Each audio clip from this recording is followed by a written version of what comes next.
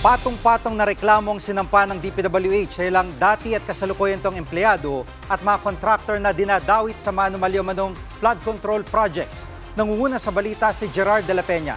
Gerard, ano-ano mga reklamo at sino-sino ang mga sinampahan ng reklamo?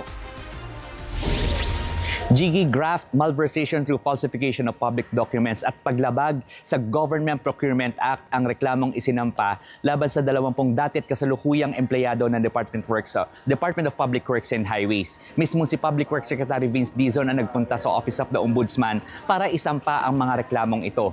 Kabilang sa mga na-demanda ay sina dating Bulacan District Engineer Henry Alcantara, dating Assistant District Engineer Bryce Hernandez at Chief of Construction Section JP Mendoza. Dawit din sa reklamong ito ang mga kontratista, kabilang na dyan ang Sims Construction Trading, Wawaw Builders, IM Construction Corporation at ang St. Timothy Construction Corporation na pinangungunahan ni Sara Diskaya. Lahat ng mga ito ay dinadamit sa maanumalyang flood control projects sa mga bayan ng Malolos, Baliwag, Hagonoy at Bulacan sa Bulacan.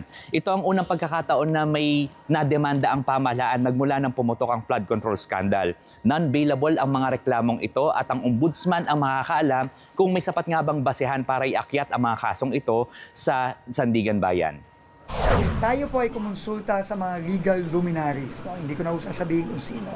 At ang sabi po nila, ang kanilang naging suggestion at recommendation is mag-file ng mga kaso na pinakamadaling patunayan given the evidence that we have and pinakamabilis.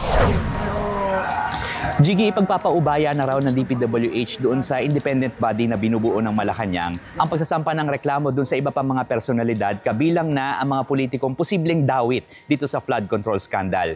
Nakikipag-usap na rin daw si Dizon sa opisina ni dating Public Works Secretary at ngayon Senador Mark Villar para sa isang pag-uusap. Simula pa lang po ito. Marami pa pong ibang kailangang managot at dapat managot sa mga susunod na araw, susunod na linggo, at susunod na buwan. Hindi namin kayo titigilan. The people deserve justice. Jiggy, muli namang hiniling ni Dizon sa Department of Justice na ilagay sa immigration lookout si dating Public Works Secretary Manuel Bonoan at Candaba, Pampanga Mayor Rene Maglanque at iba pang mga opisyal ng MBB Global Properties Corporation. Balik sa iyo, Jiggy. Yan ang ulat ni Gerard de la Peña mula sa TV5 Media Center. Mga kapatid, Jiggy Manikad po, pagdating sa mahalagang balita sa loob at labas ng bansa, dapat una sa lahat, mag-follow at mag-subscribe na sa social media pages ng News 5.